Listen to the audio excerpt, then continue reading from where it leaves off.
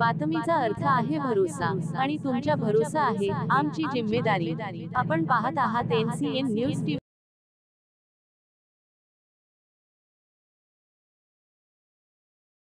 नमस्कार मित्रांनो, आपण पाहत आहात NCN न्यूज TV, जनतेचा आवाज जनतेसाठी। आजची मुख्य बातमी, लेंडी धरणग्रस्तांनी अखेर आपल्या न्यायासाठी रावणगावहून मुंबईकडे पदयात्रा सुरू केली आहे। मुखेड तालुक्यातील लेंडी धरणग्रस्तांच्या मागण्या प्रशासनाकडून मान्य झाल्या नाहीत। अनेक वर्षांच्या पाठपुराव्यानंतरही न्याय न मिळाल्यामुळे आज जैनुद्दीन पटेल रावणगावकर यांच्या नेतृत्वाखाली धरणग्रस्त नागरिकांनी रावणगाव ते मुंबई मंत्रालयापर्यंत पदयात्रा सुरू केली आहे। जैनुद्दीन पटेल यांनी सांगितले, सरकारकडून केवळ आश्वासनं मिळाली पण अंमलबजावणी काहीच नाही। आता आम्ही आमच्या हक्कासाठी मंत्रालयापर्यंत चालत जाणार आहोत। लेंडी धरणाचं भूमिपूजन सन 1986 मध्ये झालं, पण अजूनही अनेक मागण्या प्रलंबित आहेत। 8 मे 2025 रोजी धरणाची गळभरणी करण्यात आली, मात्र त्यावेळी पुनर्वसन न झाल्यामुळे रावणगाव, हासनाळ आणि इतर गावे थेट पुराच्या तडाख्यात आली। त्या पुरात हासनाळ येथील 6 नागरिकांचा मृत्यू झाला, शेकडो जनावरे वाहून गेली, घरं उद्ध्वस्त झाली आणि नागरिक बेघर झाले। शासनाने तात्पुरती निवास व्यवस्था केली, पण कायमस्वरूपी पुनर्वसन, आर्थिक मदत आणि नोकरी यांचा पत्ता नाही। या पदयात्रेद्वारे नागरिकांनी शासनाकडे काही महत्त्वाच्या मागण्या केल्या आहेत। स्थलांतरित कुटुंबांना वाहन भत्ता, निर्वाह भत्ता आणि पुनर्वसन भत्ता द्यावा। शेतकऱ्यांना सानुग्रह मदत आणि गोठा बांधणीसाठी अनुदान मिळावे। पुरात घरं गमावलेल्या कुटुंबांना नुकसान भरपाई आणि पूरग्रस्त प्रमाणपत्र द्यावं। धरणग्रस्त युवकांना रोजगाराऐवजी एकरकमी रक्कम द्यावी। महिलांना स्वेच्छा पुनर्वसनाचा समान अधिकार मिळावा। शेतमजुरांना 40 जमीन देण्यात यावी। तसेच पुराला जबाबदार अधिकाऱ्यांवर कारवाई करण्यात यावी। पटेल यांनी पुढे सांगितले, आमच्या गावांचा, आमच्या जीवांचा आणि आमच्या भविष्याचा प्रश्न आहे हा। आमच्या मागण्या मान्य झाल्याशिवाय आम्ही थांबणार नाही। लेंडी धरणग्रस्तांची ही पदयात्रा सध्या सुरू असून ती मुंबई मंत्रालयापर्यंत पोहोचणार आहे। या आंदोलनाकडे संपूर्ण राज्याचं लक्ष लागलं आहे। शासन आता कोणता निर्णय घेते हे पाहणं अत्यंत महत्त्वाचं ठरणार आहे। आपण पाहत आहात NCN न्यूज TV। पुढील अपडेटसाठी आमचा चॅनल लाईक, शेअर आणि सबस्क्राईब करायला विसरू नका। जय महाराष्ट्र।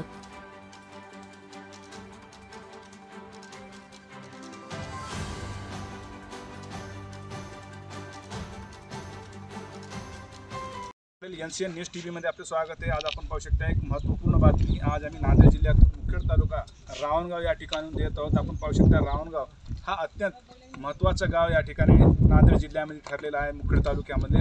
कारण की या ठिकाणी एक धरण, मोठा लेंडी धरण प्रकल्प या ठिकाणी होत आहे। त्याच्यामुळे रावणगावातील अनेक वेळा या ठिकाणी प्रसार माध्यमातून सर्व जनतेला माहिती आणि बातम्या देत आलेलो आहोत। परंतु आता या ठिकाणी पाहू शकता 8/5/2025 नंतर जेव्हा गळभरणी झाली, त्याच्यानंतर एक मोठा या ठिकाणी घातपात निसर्गाच्या माध्यमातून झालेला आहे। तरी त्या ठिकाणी त्या लोकांना घरातून बेघर व्हावं लागलं आणि त्यांना जे काही लागणारं साहित्य होतं ते संपूर्ण बुडून गेलं, संसार उद्ध्वस्त झालं। आणि आज यामधलेच एक व्यक्ती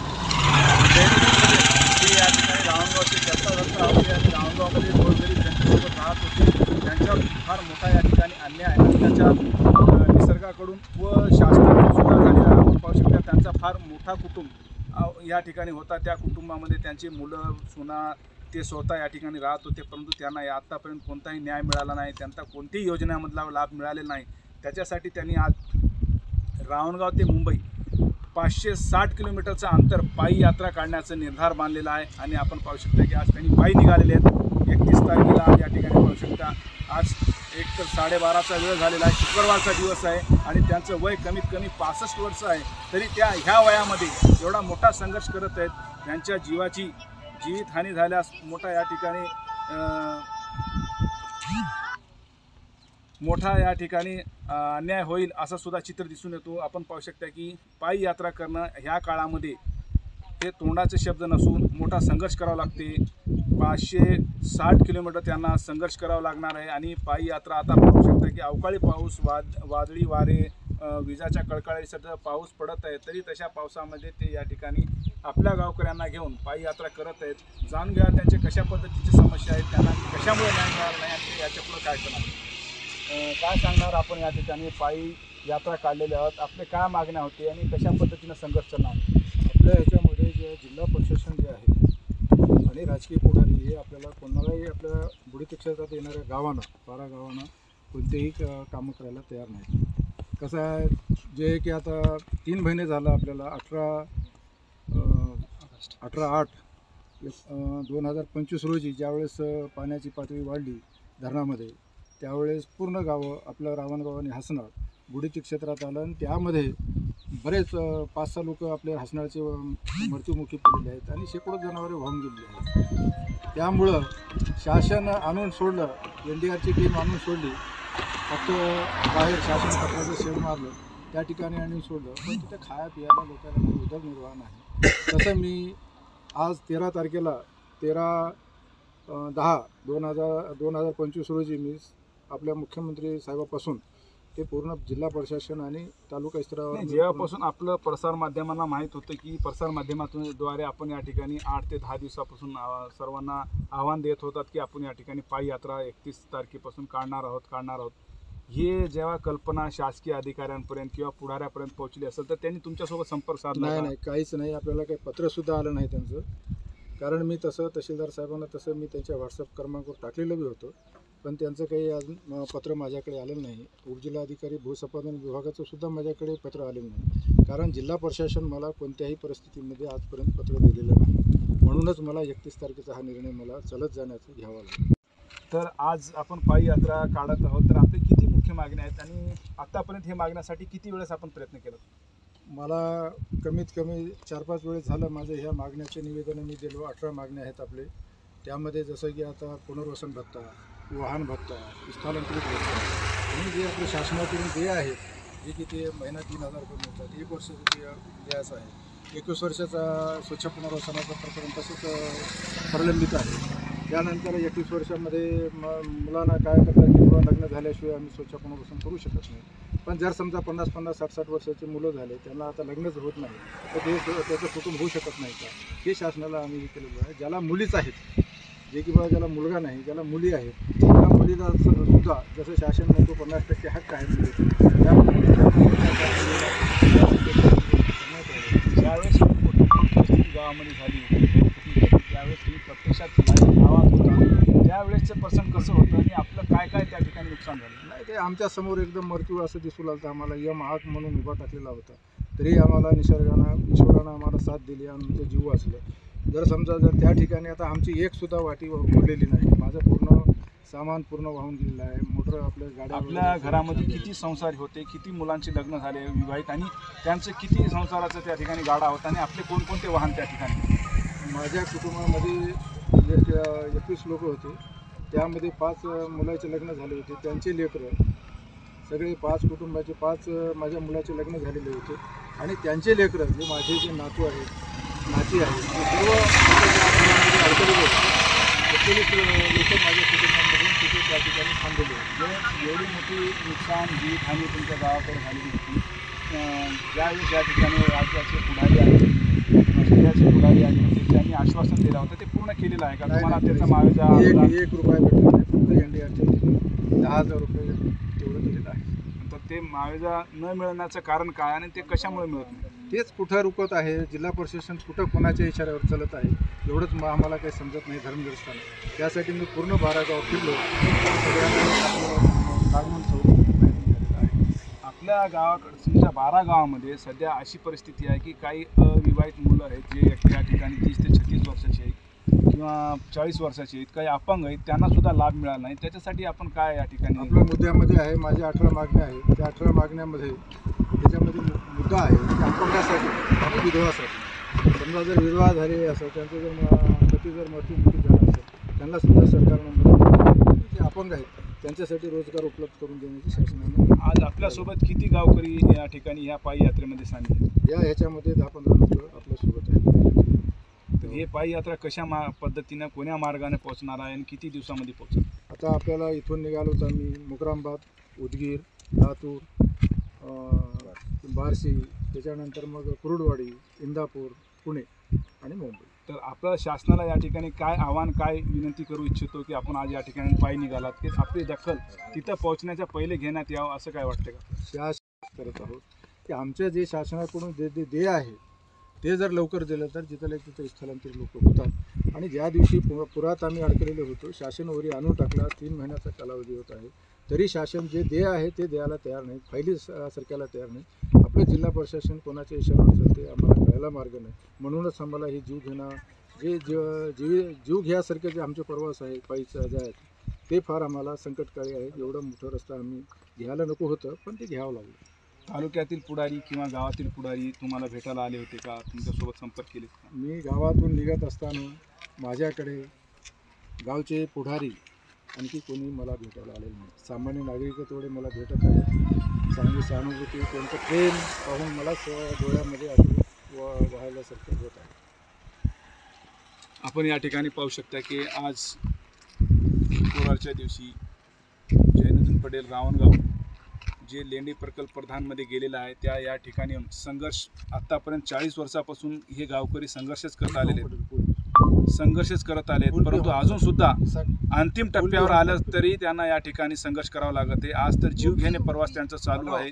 पायी यात्रा रावणगाव ते मुंबई मंत्रालयापर्यंत ते या ठिकाणी राजभवनापर्यंत करण्याचा निर्धार मानलेला आणि त्यांच्यासोबत 8 ते 10 लोक त्यांचे गावचे आहेत जे या ठिकाणी मरो का जगो अशी परिस्थिती आहे. जर आम्हाला न्याय नाही मिळाला तर आम्ही वाटेनं मरू किंवा मंत्रालयामध्ये जाऊन मरू, परंतु आम्हाला न्याय पदरात टाकून घ्यायचो कारण आम्ही परत येणार नाही असं निर्धार त्यांनी या ठिकाणी बांधलेला आहे. मोठा अन्याय या ठिकाणी ह्या 12 गावावर झालेला आहे. अतिवृष्टी झालेली आहे, ढगफुटी झालेली आहे, अंतुनात नुकसान झालेलं आहे. फक्त या ठिकाणी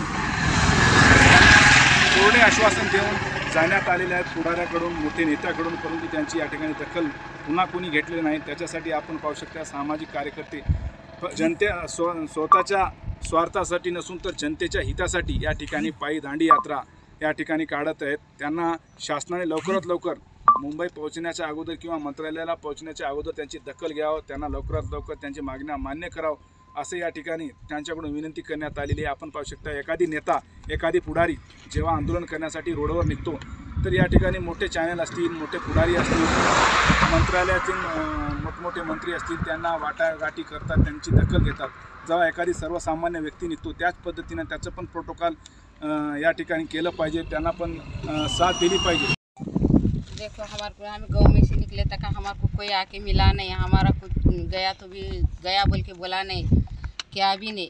अब हमें देखो निकले पाँव यात्री से, अब हमारे को जो मिलना है मिलेगा. नहीं आपने काय काय मागण्या होती कि तुम्हाला बेघर आहोत? हमारे बेघर है तो कुछ भी नहीं दिया, हमें पलट नहीं दिए, बेघर नहीं दिए, बन के क्या भी नहीं दिए. हमारे ऐसे इधर से सुन रहे इधर छोड़ रहे, क्या करेंगे फिर? जेव्हा गावात पाणी शिरलं होतं तेव्हा तुम्ही कसं बघितलं? लई निघाले आम्हाला तर वाहून चालू होतं कांडीत मला, वाहून चालू होतं कांडीत मला. त्याच्या अगोदर कधी मुंबई बघल्या का तुम्ही? नाही बघले. आज मुंबई बघायचं प्रसंग आलं ते बी पायी. पायी मरो वाचू आता काहीच करू चालले आता आम्ही पायी काय करू आता. कोणीच आमचं मदत घेतलं नाही, कोणीच आमच्या पुढे आले नाही, आम्हाला कोणी सांगितले नाही. नमस्कार, मी मोहम्मद शाकीर बहादुर पटेल एक गावचा नागरिक आहे आणि आमचे बंधुतुल्य जैनुद्दीन भाऊ हे पायी आमच्यासाठी, आमच्या पूर्ण गावकऱ्यांसाठी आमच्या मागण्या मान्य करण्यासाठी गेल्या 8 ते 10 दिवसापासून प्रशासनास निवेदन दिलेत.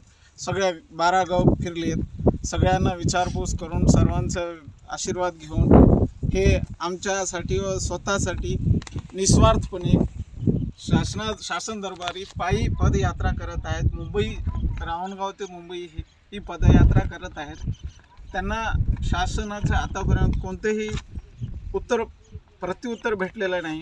गावातील पदाधिकारी, सरपंच, उपसरपंच हे आतापर्यंत कोणीही येऊन भेटलेले नाहीत. आणि जेव्हा आम्हाला पूर परिस्थितीतून जावं लागलं त्यावेळेस प्रत्येक अधिकारी, प्रशासनाचे अधिकारी, राजकीय नेते, पुढारी सगळेजण आले, फक्त आश्वासित करून निघून गेलेले आहे. आणि आतापर्यंत फक्त NDRFच्या रकमेशिवाय दुसरी कोण भेटलेली नाही. ही भेटावी. आणखी आमच्या ज्या प्रमुख मागण्या आहेत 18 मागण्या आमच्या बंधूच्या, आणि बंधूच्याच म्हणायच्या नाहीत, आम्हा सर्व 12 गावकऱ्यांच्या ह्याच मागण्या आहेत.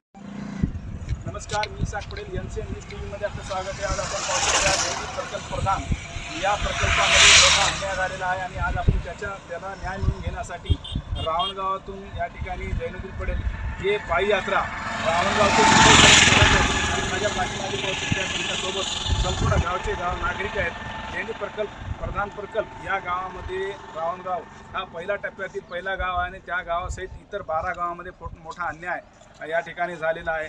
शासनाने गळभरणी अचानकपणे केल्यामुळे गावामध्ये पाणी शिरून खूप मोठा या ठिकाणी अंतर्गत नुकसान झाला होता आणि ते निसर्गाचा कोप होता. त्याच्यामुळे त्या सर्व लोकांचं नुकसान झालेलं आहे आणि त्यांना कोणतीही मदत मिळाली नाही आणि अनेक प्रश्न या ठिकाणी प्रलंबित आहेत जे शासन निर्देशानुसार मार्गी लागण्याच्या ह्याच्यावर आहे. तर ते मान्य करून घेण्यासाठी आज मोठा या ठिकाणी जीव घेणे प्रवास रावणगाव ते मुंबईपर्यंत 560 किलोमीटरचा प्रवास या ठिकाणी करत आहेत आणि ही पायी यात्रा आणि त्यांच्यासोबत आपण पाहू शकता वयोवृद्ध आहेत, तरुण आहेत आणि संपूर्ण गावकरी त्यांना पाठिंबा देत आहेत आणि लवकरात लवकर न्याय मिळावा आणि लवकरात लवकर जे 18 मागण्या आहेत ते पूर्ण करून देण्यात यावं अशी मागणी आज या ठिकाणी पायी यात्रा करणारे जयनुद्दीन पटेल यांच्याकडून करण्यात आली आहे. कॅमेरामॅन विमानसोबत 3 पडेल,